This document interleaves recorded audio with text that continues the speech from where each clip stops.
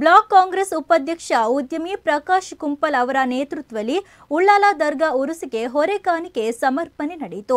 ಉರುಸು ಕಾರ್ಯಕ್ರಮಕ್ಕೆ ಅಗತ್ಯ ಇರುವ ಕುರಿ ಮತ್ತು 2 ಟನ್ ಬಾಸ್ಮತಿ ಅಕ್ಕಿಯನ್ನು ಹೊರೆಕಾಣಿಕೆಯಾಗಿ ಸಮರ್ಪಿಸಿದ್ದಾರೆ. ಹೊರೆಕಾಣಿಕೆ ಸ್ವೀಕರಿಸಿದ ದರ್ಗಾ ಅಧ್ಯಕ್ಷ ಅನೀಫ್ ಹಾಜಿ ಅವರು ಶ್ಲಾಘನೆಯನ್ನು ವ್ಯಕ್ತಪಡಿಸಿದರು.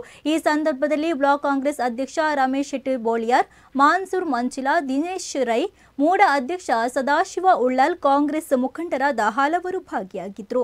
ನಾವೆಲ್ಲರೂ ಸಹೋದರತೆಯಿಂದ ಸೌಹಾರ್ದತೆಯಿಂದ ಅಣ್ಣ ತಮ್ಮಂದಿರಾಗಿ ಈ ಉಳ್ಳಾಲ ಊರಲ್ಲಿ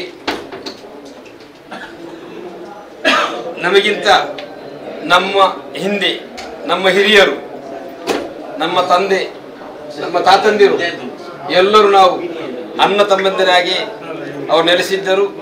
ಅದನ್ನು ನಾವು ಈ ಲೋಕದ ಅಂತ್ಯದವರೆಗೆ